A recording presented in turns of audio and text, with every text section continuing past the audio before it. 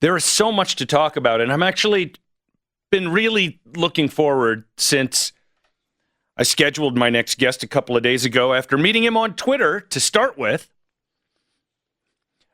to talk about what all this means for the country. And I know this is going to sound like an odd and maybe even inappropriate topic on a day after a young woman was shot and killed, but what does all of this mean for our political parties and, in a way, for their brands,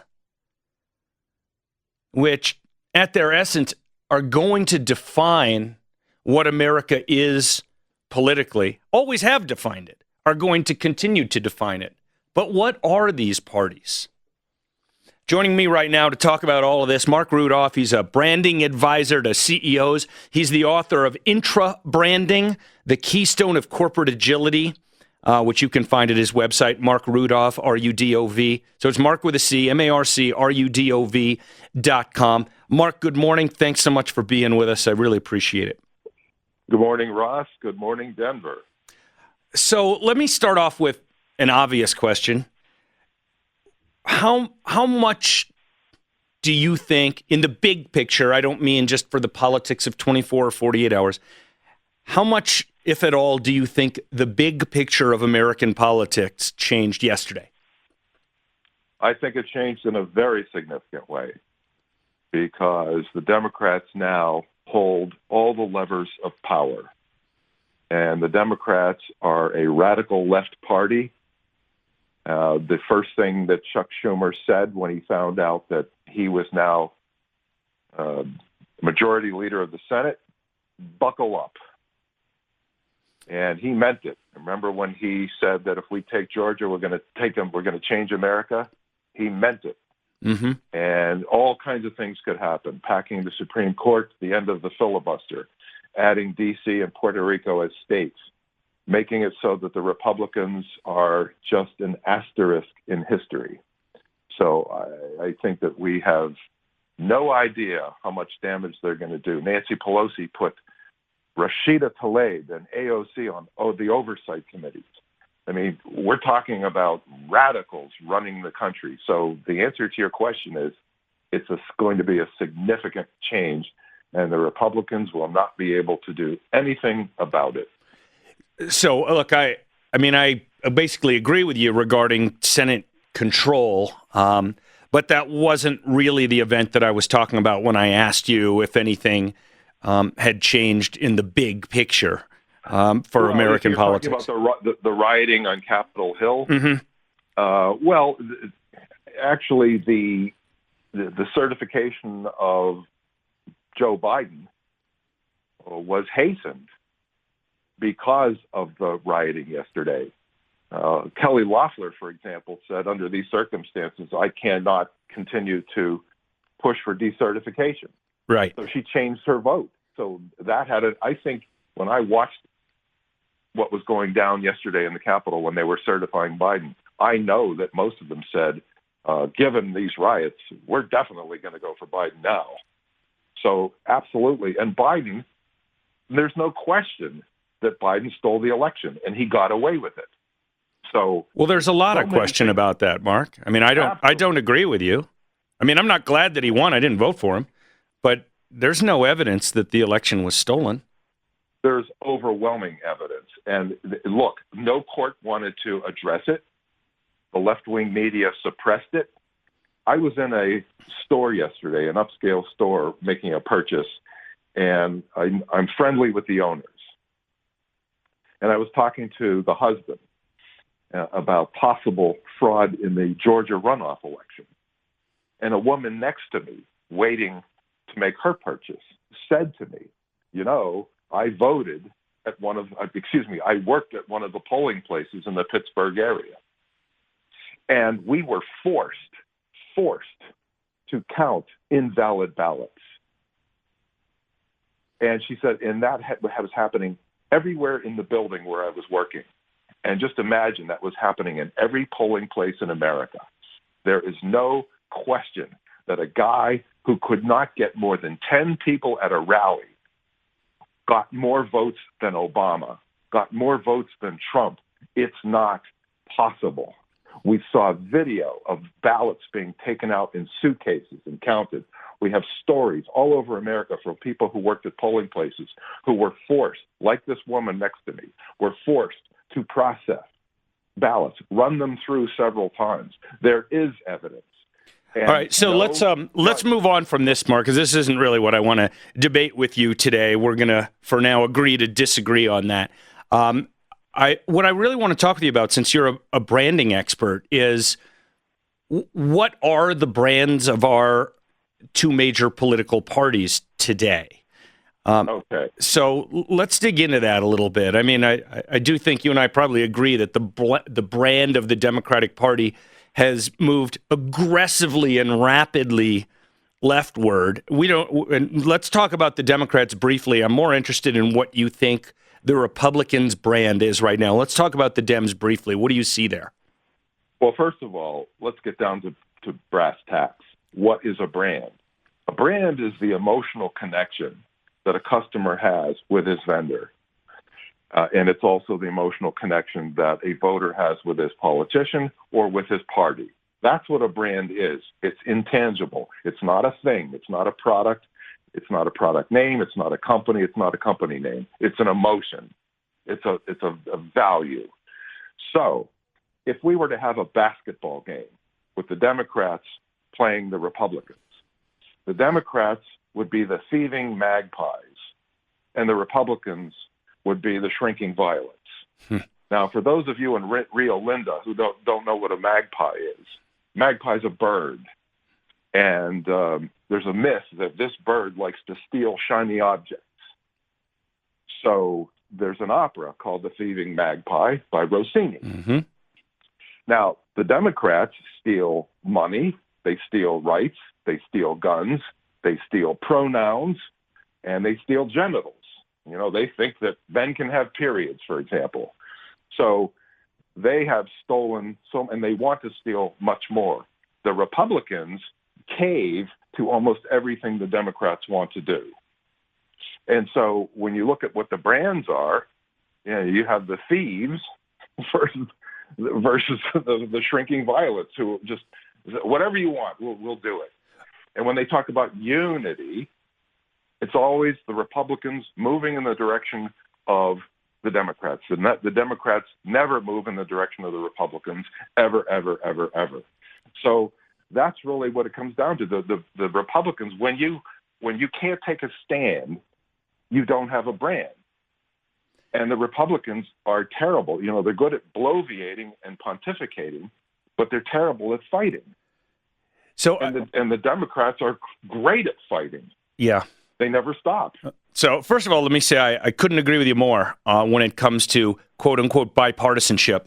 I've talked about this a lot on the show, and I think John McCain was the most egregious example ever of talking about bipartisanship, and it always meaning Republicans moving to Democrat positions. Absolutely. Now, but let's stick with the brand thing for a minute. So your answer was very interesting, not just for what the brands were as you defined them, but in the sense that you defined a brand, and I understand this completely, as how the public perceives or how you perceive the parties. So how they feel. It's how they feel. Right. It's so what I want to ask you, I want to ask you to answer a slightly different but obviously related question. What do you think the brands of the two parties are as the parties would like to have us believe them? Well, that's a great question. The Democrats want everybody to believe that they're the party of fairness, the party of equality, but they're anything but. They're the party of inclusion, but they're the opposite. The Republicans want people to think that they're the party of conservatism, of morals, principles, law, and order, and adhering to the Constitution. That's what they want you to believe. But when they had the chance to uphold the Constitution by exposing what happened I live in Pennsylvania. I had no idea when I moved back here 14 months ago from the West Coast. And by the way, I drove across America in 2019, and spent the night in Denver. But I had no idea when I came back here how corrupt Pennsylvania is. No idea. I mean, we had a governor, secretary of state, an attorney general, all Democrats, all corrupt, and they essentially had the election in the bag for Biden before Election Day. I mean, our attorney general declared a week before the election, Biden's going to win it. I remember that. He can't say that. Right. And so what they did, the Pennsylvania law specifically says you can't have mail-in ballots. You can't do that. And you have to have signature verification. I get all that, Mark, but I don't want to cover that with you because I just think it's a bad use of our time because I want to really talk where you're expert. And for those of you, my point is they don't. My point is these people who declare themselves as the fair guys, are not. I agree with you. That's my point. Yes, they're absolutely not. My special guest, Marc Rudov, you can check out his branding books at marcrudov.com, marcrudov.com, and his many television appearances, including recently quite a bit on Newsmax. I know lots of Newsmax watchers listen to 630 K-House, so that's over at marcrudov.tv. And I'd like to make a point on what you're saying, Ross. Sure. I just said recently on Newsmax, I made two very important points on two different appearances. Why do Republican men cave to Democrats so often? And it's because they have liberal wives. And those liberal wives have liberal girlfriends. And those girlfriends say to the wife, your husband better dump Trump or we're dumping you out of our social circle. She goes to her husband and says, you dump Trump or I'm dumping you. He looks at his spreadsheet, sees how much money he's going to lose through divorce, and he dumps Trump. The other point I made is that our schools now are factories of Marxism. They're cranking out Marxist kids who go home and convert their parents who nowadays want to please the kids. When I grew up, we wanted to please our parents. Now the parents want to please the kids. Mm-hmm. The kids are converting their parents to Marxists who prefer free stuff over free dumb. And they don't want their kids coming home and saying, nobody will play with me anymore because you guys voted for Trump. So you send Billy and Nancy to school now, and they come home as Boris and Natasha. I'll tell you, I do all over America. I do spend a lot of time trying to make sure to deprogram my children. I absolutely agree with you on that. We got about 2 minutes left, and I want to go back to this branding thing for a minute because I think it's a fascinating way to think about what's going on and what will be going on with American politics. Well, you have to have me back, Ross. Yeah, I will. So I don't want to put words in your mouth, so tell me if I'm misinterpreting, but it seems to me that both political parties have very weak brands in the sense of, for both of them, their brands are sort of confusing and it's hard to know for sure what they actually stand for. What does that mean in terms of how they get Americans to stick with them? I mean, you and I both kind of fear and loathe the Democrats. I'm trying to be real fair and balanced about this, as they say. If their brands are so weak and nobody really knows, is the Republican Party a conservative party, a populist party, is the Democratic Party a center-left party, a radical left socialist party, what do? It's an interesting point you're making. I don't think the Democrats have a weak brand. They're talking out of two sides of their mouth, but they don't have a weak brand. People are the kids are learning to be Marxists in school. They're converting their parents to Marxists. The Democrat Party is becoming Marxist. Hollywood is Marxist. Social media are Marxist. The mainstream media are Marxist. It's all congealing together. So you can go anywhere in the world and be a left-winger and never get kicked out of a cocktail party. Right. But go somewhere and sit with a MAGA hat. You're out on the street. So people want to be leftists. And Eric Hoffer wrote about this in the 50s in a great book called The True Believer. Most people are joiners. Most people are followers. They're not leaders. And so they think it's cool, it's hip to be left-wing, even though Venezuela and Cuba are great examples of what Marxism can do to a country. They don't seem to care because they don't know history. That's why the Democrats are great at changing names, knocking down statues, deleting history. They want to remove all reference points so people today do not understand why Marxism is bad because they don't know anything. So we're just about out of time, Mark. Let's just give me 30 seconds. It sounds like you think that the Republicans have a weaker brand at the moment than Democrats do. Can you just give me a few seconds on that?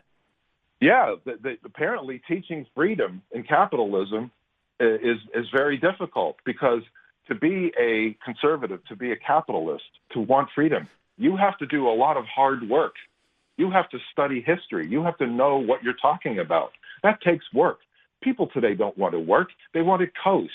Mm-hmm. So the Republicans, not only do they have trouble with their messaging, but they no longer hold the levers of power. So they're weak on two fronts. They can't communicate and they can't do anything. It's checkmate. They're out of the game now.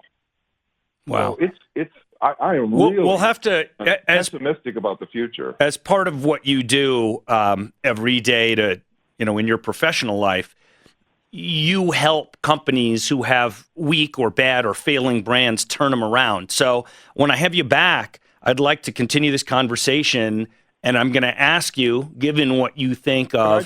Can I just say something about that, Ross? That's a good point, because CEOs are so woke now. Yeah.